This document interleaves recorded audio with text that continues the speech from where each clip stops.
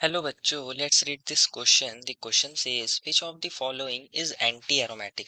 बच्चों इस क्वेश्चन में हमें चार कंपाउंड्स दिए गए हैं A B C and D और हमें बताना है कि इनमें से हमारा कौन सा कंपाउंड एंटी एरोमेटिक होगा। तो फर्स्ट ऑफ ऑल बात करते हैं इस क्वेश्चन में हमारे की कंसेप्ट के बारे में।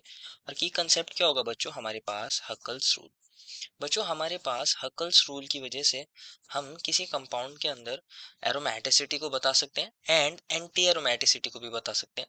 हम बेसिकली क्लासिफाई कर सकते हैं कि क्या हमारा कंपाउंड एरोमेटिक है या फिर नॉन एरोमेटिक है या एंटी एरोमेटिक है। बच्चों हकल्स रूल लगता कहाँ पे है, हमारे पास अगर कोई मोनोसाइक्लिक सिस्टम है। मोनोसाइक्लिक मीन्स वहां पे एक साइक्लिक रिंग होनी चाहिए और वो कंप्लीटली प्लेनर है। क्या है मतलब कंप्लीटली प्लेनर होनी चाहिए। और बच्चों उसके अंदर कॉन्जुकेशन होना चाहिए, कंप्लीटली कॉन्जुकेटेड भी होनी चाहिए।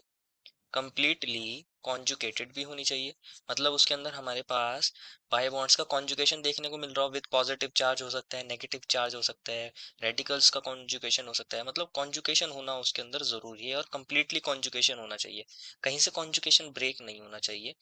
तो उसके अगर अंदर हमारे पास 4n+2 पाई इलेक्ट्रॉन्स होते हैं, अगर उसके पास 4n+2 पाई इलेक्ट्रॉन्स होते हैं, जहां n की वैल्यू क्या हो सकती है, 0, 1, 2 एक्सेट्रा, नॉन नेगेटिव इंटीजर हो सकती है।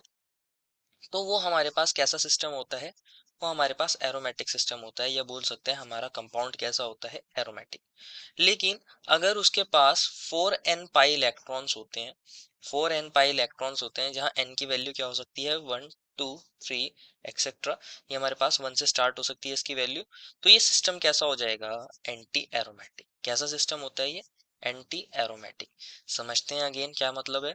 अगर हमारे पास कोई मोनोसाइक्लिक सिस्टम है, कंप्लीटली प्लेनर है, कंप्लीटली कॉन्जुगेटेड है, और उसके अंदर अगर 4n+2 पाई इलेक्ट्रॉन्स हैं, 4n+2 पाई इलेक्ट्रॉन्स हैं जहां n की वैल्यू क्या हो सकती है, 0, 1, 2, 3 एक्सेट्रा, तो वो सिस्टम एरोमेटिक होता है। और अगर उसके पास 4n पाई इलेक्ट्रॉन्स है बच्चों, 4n पाई इलेक्ट्रॉन्स है, तो वो कैसा होता है हमारा, एंटी एरोमेटिक होता है। कैसा होता है, एंटी एरोमेटिक। और अगर कहीं कॉन्जुगेशन ब्रेक हो रहा होगा या मोनोसाइक्लिक सिस्टम नहीं होगा तो वहां हम एरोमेटिसिटी बता नहीं सकते, वो नॉन एरोमेटिक हो जाएगा हमारे पास।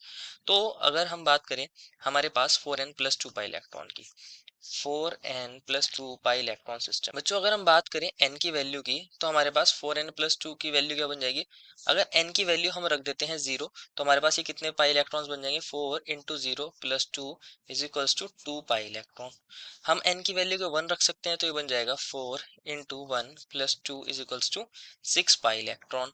हम n की वैल्यू को 2 रख दें तो ये बन जाएगा 4 × 2 + 2 = 10 पाई इलेक्ट्रॉन। इस तरह हम क्या कर सकते हैं, वैल्यूज रख सकते हैं और हम देख सकते हैं हमारे पास कितने पाई इलेक्ट्रॉन्स हो रहे हैं। मतलब 2 पाई इलेक्ट्रॉन वाले सिस्टम, 6 पाई इलेक्ट्रॉन वाले सिस्टम, 10 पाई इलेक्ट्रॉन वाले सिस्टम हमारे पास कैसे होते हैं, एरोमेटिक होते हैं, अगर वो कंप्लीटली प्लेनर हैं और हमारे पास कॉन्जुगेटेड है, मोनोसाइक्लिक है।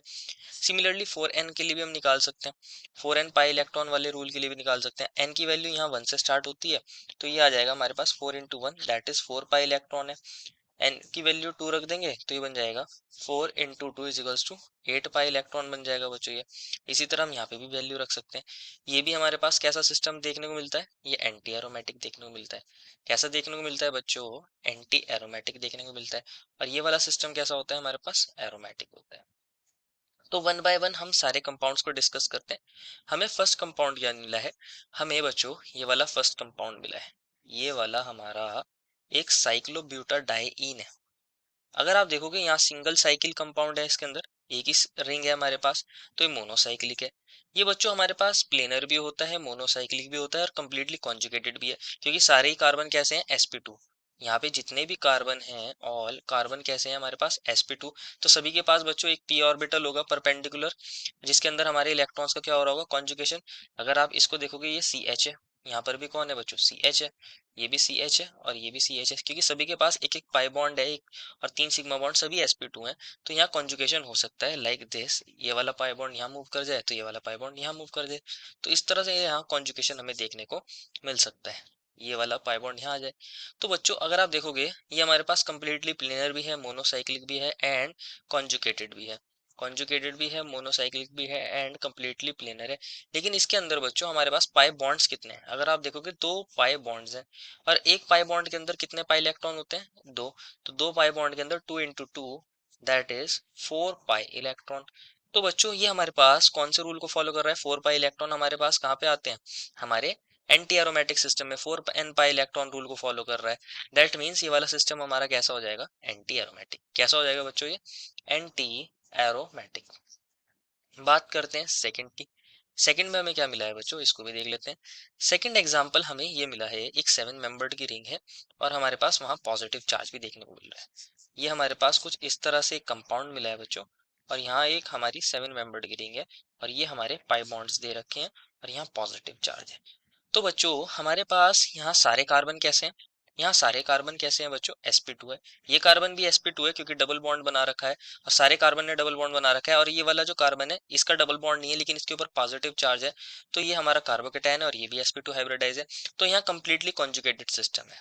कैसा सिस्टम है? कंप्लीटली कॉन्जुगेटेड सिस्टम है। ये वाला पाई बॉन्ड यहाँ मूव कर सकता है, तो हमारे पास पॉजिटिव चार्ज कहाँ मूव कर जाएगा बच्चों? हमारा पॉजिटिव चार्ज यहाँ मूव कर जाएगा और ये डबल बॉन्ड यहाँ आ जाएगा, डबल बॉन्ड यहाँ आ जाएगा, डबल बॉन्ड यहाँ आ जाएगा। तो यहाँ कॉन्जुगेशन हो सकता है, आराम से हो सकता है बच्चों। इस तरह और भी रेजोनेटिंग स्ट्रक्चर बन सकते हैं इसके। तो अगर आप बात करें, यहाँ हमारे पास कंप्लीटली कॉन्जुगेटेड सिस्टम है, मोनोसाइक्लिक है, और हमारे पास यहाँ पाई बॉन्ड्स कितने हैं उसको गिन लेते हैं। अगर आप देखोगे बच्चों, यहाँ हमारे पास 3 पाई बॉन्ड है। 3 पाई बॉन्ड हैं तो इसका मतलब क्या है? ये हमारे पास 3 × 2 दैट इज 6 पाई इलेक्ट्रॉन है। 6 पाई इलेक्ट्रॉन है तो ये 4n+2 पाई इलेक्ट्रॉन रूल को फॉलो कर रहा है। कंप्लीटली प्लेनर होता है, मोनोसाइक्लिक है, कॉन्जुगेटेड है, 4n+2 पाई इलेक्ट्रॉन रूल को फॉलो कर रहा है। तो ये कैसा बन जाएगा सिस्टम? ये बन जाएगा एरोमेटिक। कैसा बन जाएगा? एरोमेटिक। और ऊपर वाला कौन से रूल को फॉलो कर रहा था? 4n पाई इलेक्ट्रॉन रूल को फॉलो कर रहा था, इसलिए ये कौन सा था? Anti aromatic. थर्ड ऑप्शन को भी देख लेते हैं बच्चों। सी ऑप्शन के अंदर हमें क्या मिला है? सी ऑप्शन के अंदर हमें कुछ इस तरह से 8 मेंबर की रिंग मिली है और इसके अंदर बच्चों 4 पाई बॉन्ड्स हैं। कितने पाई बॉन्ड्स हैं? 4 पाई बॉन्ड्स। इनको भी देख लेते हैं बच्चों। ये हमारे पास 4 पाई बॉन्ड्स है। अगर हम बात करें तो आप कहोगे सर ये भी मोनोसाइक्लिक है। यस, ये मोनोसाइक्लिक है बच्चों। हमारे पास इसके अंदर अगर आप देखोगे सारे कार्बन कैसे हैं? sp2, all carbon sp2। और अगर आप देखोगे यहाँ पे भी कॉन्जुगेशन हो सकता है, ऐसा हो सकता है हम कंसिडर करें कि हमारे पास कॉन्जुगेशन हो रहा है, तो आप कहोगे सर इसके अंदर क्योंकि 4 पाई बॉन्ड्स हैं, दैट मीन्स इसके अंदर हमारे पास 8 पाई इलेक्ट्रॉन है और ये हमारे 4n पाई इलेक्ट्रॉन रूल को फॉलो कर रहा है, जहाँ n की वैल्यू 2 रखने पर हमारे पास 8 पाई इलेक्ट्रॉन आ सकते हैं। तो ये एंटी एरोमेटिक होना चाहिए। कैसा होना चाहिए? एंटी एरोमेटिक होना चाहिए। तो बच्चों एक चीज समझ लेना, ये एंटी एरोमेटिक नहीं होता। ये एंटी एरोमेटिक नहीं होता। हमने कहा था कि हमारे पास सिस्टम कैसा होना चाहिए? हमारे पास कंप्लीटली प्लेनर होना चाहिए और उसके अंदर कॉन्जुगेशन होनी चाहिए। ये जो सिस्टम होता है बच्चों, इसको बोलते हैं साइक्लो ऑक्टा टेट्राइन। क्या बोलते हैं बच्चों इसको? साइक्लो ऑक्टा टेट्राइन बोलते हैं इसको। टेट्राइन, 4 यहाँ डबल बॉन्ड्स है। इसके अंदर बच्चों ये जो सिस्टम होता है नॉट प्लेनर, ये प्लेनर नहीं होता, तो यहाँ कॉन्जुगेशन नहीं होती। यहाँ कॉन्जुगेशन नहीं होती एक्चुअल में बच्चों। ये कुछ इस तरीके से होता है हमारे पास। कैसा होता है ये? इस तरह से होता है और इस शेप को बोलते हैं टब शेप। कैसी शेप होती है बच्चों? ये हमारे पास टब शेप्ड होती है। यहाँ किसी तरह का कॉन्जुगेशन नहीं होता और ये प्लेनर नहीं होता, इसलिए ना तो ये हमारा एंटी एरोमेटिक नहीं होता। ये हमारे पास कैसा होता है? Non aromatic. कैसा होता है बच्चों ये वाला सिस्टम? हमारे पास नॉन एरोमेटिक सिस्टम होता है। तो ये इंपॉर्टेंट है बच्चों। एंड डी ऑप्शन में हमें क्या मिला है? हमें डी ऑप्शन के अंदर बच्चों ये वाला कंपाउंड दिया है। ये वाला कंपाउंड दिया है, यहाँ डबल बॉन्ड है, यहाँ डबल बॉन्ड है और ये हमारे पास कुछ इस तरह से सिस्टम मिला है।